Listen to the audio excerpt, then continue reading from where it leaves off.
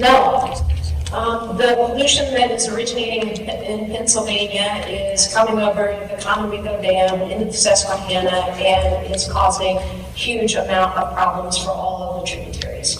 There's a Conowingo watershed implementation plan that has not been implemented the way it needs to be, and I will be a part of a bipartisan caucus, not just a member in name, but I'll be an active member holding feet to the fire to make sure that that plan is implemented.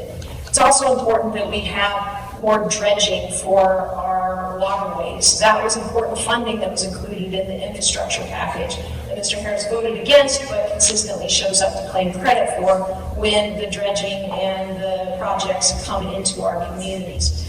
There's $238 million included in the American Recovery Plan that is just for Chesapeake Bay cleanup, and that is going to be administered by the Region 3 EPA administration. And I've already been having conversations with Adam Ortiz, who's the administrator there, about ideas on ways that we can bring more of those resources right here into the 1st District to address, we have more tributaries and coastlines than any other district in the state. The crown jewel of the Chesapeake Bay is our pride right here in the 1st District. We need representation that's going to show up and talk about important ways that money can be used for cleanup in our communities. It's also a way that we can invest in new technologies like anaerobic digester systems that we've been seeing piloted from Cecil County all the way to Pocomoke on the lower shore, to take poultry litter and turn it into biofuels and potting soil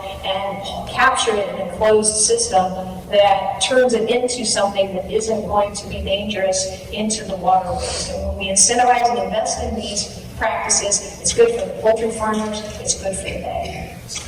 Let's talk a little bit, first of all, about that Conowingo issue and the TMDL issues with Conowingo. It's not up to the Chesapeake Bay caucus. I'm co-chair of it. Ms. Mizeur ought to know because she was a lobbyist. In fact, she still is a lobbyist. She's a CEO of a lobbying company. It's not claims to be a fault. It's on your ethics report, for heaven's sake. Public record. Everybody go look at the ethics report. She's the CEO of the lobbying company. Now, so she knows it's a regulatory issue. She's trying to, say that somehow the Chesapeake Bay caucus can do this. We try, we write letters. It's the Biden EPA that is unwilling to enforce it against Pennsylvania. Why? Because Pennsylvania is a Democrat state. New York, they're unwilling to enforce it against New York. They don't want to go against the Democrat governor of New York, the Democrat governor of Pennsylvania. Politics is getting in the way, and it's the EPA that can regulate this. I don't show up for anything that's in that infrastructure bill.